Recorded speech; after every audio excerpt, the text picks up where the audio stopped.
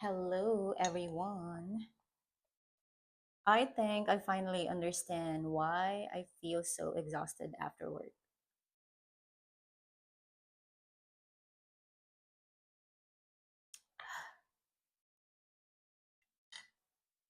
It's not necessarily because my job is physically difficult, it's because I'm an introvert working in a very extroverted job. When I say extroverted job, I mean I have basically spent the last 2 decades of my life talking to, serving, helping, and dealing with people. And sometimes I honestly wonder, how did I end up doing this for so long? My very first job was actually in a donut shop in the Philippines. I was a shop team member. So basically, I was taking orders, serving customers, processing payments, cleaning, doing pretty much everything that needed to be done in the store. And then I worked as a sales clerk at a clothing shop. I became a Starbucks barista after that. I worked in a call center for 5 years. And then eventually, when I moved here in Dubai, I worked in a five-star hotel and I've worked in different departments. But I started as F&B attendant. I became a hostess slash bartender, a spa receptionist, and then I'm now in the aviation industry working in, guess what? Customer service again. So when I look at my work history, it's actually funny because almost every single job I've had involves people, a lot of people. And I don't think I realized that I was an introvert when I was younger. In fact, I don't even know the word introvert before. I think when you're young, you just do what you have to do. You need a job, you apply for a job, you get hired, you learn the job, and you just keep going. I didn't really stop and think, wait, is this actually the kind of environment that gives me energy? Because I was already used to it. And working in customer service is very different from just talking to people casually. When you are working in a restaurant, a hotel, an airport, or any customer facing environment, you have to be on, literally on, meaning you have to smile, you have to be approachable, you have to be attentive, you have to listen, you have to respond properly, you have to make people feel welcome. And sometimes you have to do all of that while you are personally having the worst day of your life.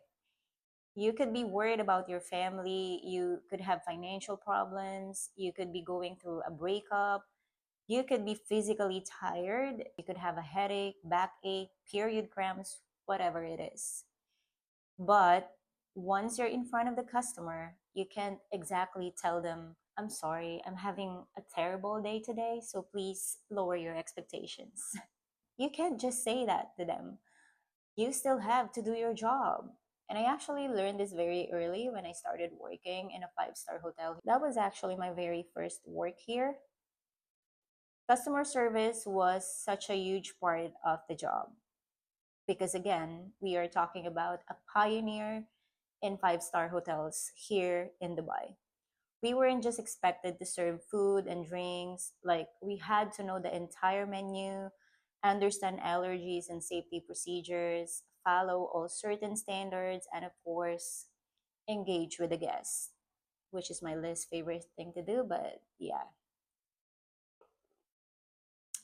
And we also have this back home, but it's a huge thing here. There's what they called mystery shoppers who would basically come in and evaluate everything that a store or a restaurant is doing.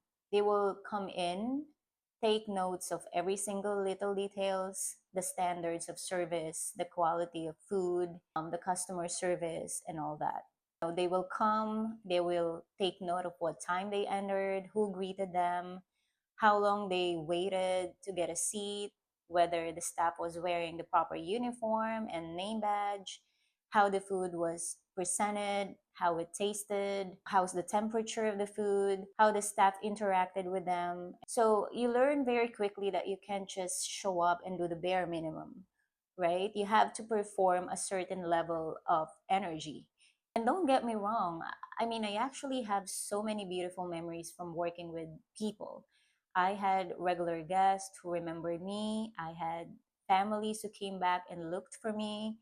I remember one family from Ireland who visited the hotel more than once, and they were genuinely happy that I remember them, and I was equally as happy that they remembered me. There were also guests who weren't even assigned to my section, but I would come and help my coworkers when they were extremely busy. And sometimes these guests would thank me and tell me that they were observing and that they noticed how attentive I was with my tables. And honestly, those little compliments completely changed my day, even though I am not feeling my best. So those little moments were really, really special to me, and I will forever remember those. It's not that I hated customer service, okay? I actually enjoyed a lot of it. I think what I struggled with was the constant exposure people, to people that stresses me out or that's stealing away my energy and my spark. I don't know how to put it into words, but because there's a difference between being good at something and actually enjoying doing it all the time. Like, I can talk to people, I can serve people, I can smile, I can make conversation, I can work with different nationalities and different personalities. I've been doing it for 20 years. Come on. So clearly, I know that I can do it. But that doesn't mean it doesn't drain me. And I think that's something that a lot of introverts probably understand. You can be friendly and still need to be alone afterwards. You can enjoy talking to someone and still need 3 hours of silence when you get home. You can genuinely care about people and still not want to go out after work. And that's exactly what happens to me. There were times when I lived with roommates who were very energetic and extroverted, and they would come home and want to talk, eat together, hang out in the kitchen, and tell stories about their day. And meanwhile, I had just spent 10 to 12 hours talking to people, and all I wanted to do was lie down in my bed and not hear another human voice. But because I wanted to belong, I wanted them to feel like, I'm part of this house, I'm part of this family. Like, I would still sometimes force myself to join them. And I think I've done that for a very long time. I've forced myself to socialize because I thought that's what normal people do. I have accepted invitations because I didn't want to feel left out. I've gone out when I was already tired because I don't want people to think I was boring. And I have talked when I actually wanted to be quiet. But now that I'm in my 40s, I don't really need any of that. I'm done, okay? I don't really have the energy to pretend anymore. And honestly, I don't feel like I'm missing out on anything, really. When I hear that some of my coworkers went out partying or traveled somewhere or had dinner together, I don't really feel any jealousy. That's for real. I don't feel left out. And if they invited me and I said no, I'm pretty grateful when they don't take it personally, because I didn't say no because I dislike them. I just don't have that much social energy to give. And the reason why I'm making this topic for this video, because I had another reminder of this last night. Because of the revised schedules, I ended up working with some of our younger coworkers, our Gen Z coworkers. I still do have some of my coworkers that I usually work with on this shift, but it's just that some of them have revised schedule. So they were replaced by some new staffs and all that. And so I was surrounded by all of these Gen Z colleagues, and they're all actually very sweet, friendly, and they feel very comfortable talking to me, which I appreciate. I love that they feel comfortable around me. But by the time I clocked out, I literally felt like my brain was shutting down. I was thinking, I love you guys, but I just need to leave. like, my throat was so tired from talking. My brain was tired. My social battery was completely gone. And I remember thinking, these people didn't even do anything wrong, right? They're actually very lovely, but I am just so tired. And I think that's the part I want to emphasize. Sometimes we feel guilty because we are tired of something that we're supposed to be grateful for. Like, I'm grateful for my job. I'm grateful for the opportunities it gave me. I'm so grateful for the people I've met, for the people I'm working with. I'm so grateful for the memories. I'm so grateful for everything that I have. But I can still admit that I am tired. Those two things can exist at the same time. I can certainly appreciate everything that this career has given me and still say, I don't think this is where I want to spend the rest of my life. And that's probably why I'm slowly preparing myself for a different kind of life. If I eventually leave this industry, I don't think I'll ever choose another career where I have to constantly perform socially for 8, 10, or even 12 hours anymore. Ideally, I would love to build something that will allow me to work quietly, something digital, something I can do remotely, something where I don't have to constantly be in front of people. And if life doesn't go exactly according to plan, I wouldn't even mind doing something very simple like part time jobs in the future.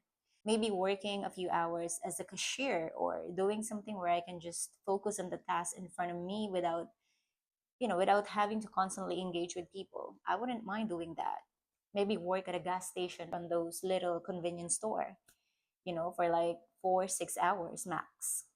I feel like working short hours is the best for me. And then the other hours I'll spend into something creative. That's the goal. Because at this point I don't really think I need an impressive job anymore. I just want a peaceful life, a stress-free life. And maybe that's what growing older has taught me. You don't necessarily become less ambitious. Sometimes your definition of success simply changes. Of course, when I was younger, success was earning more, getting promoted, traveling, and proving that I could handle anything. Now it's just different. Like, success feels more like having enough money, enough time, enough sleep, enough peace, and enough energy left at the end of the day to actually enjoy my life. So if you're also an introvert working in an extroverted job, I really wanted to know how you deal with it because your friend needs some advice. How do you protect your social battery? How do you recover after work? And do you also sometimes feel guilty for wanting to be alone, even though you are grateful for your job, for your friends, for your family, for all the people around you that wanted a few hours of your time? Because honestly, I'm still figuring it out myself. Right now, I'm just trying to survive this chapter while quietly preparing for the next one. And maybe that's okay. I feel like you don't have to hate your job to know that you've outgrown it. And you don't have to be ungrateful just because you're tired. Sometimes you're simply ready for a life that fits you better. Anyway, that's just another thought I needed to get out of my head. Thank you so much for listening to another one of my rambles, and I hope to see you again in my next video. Bye. Good night.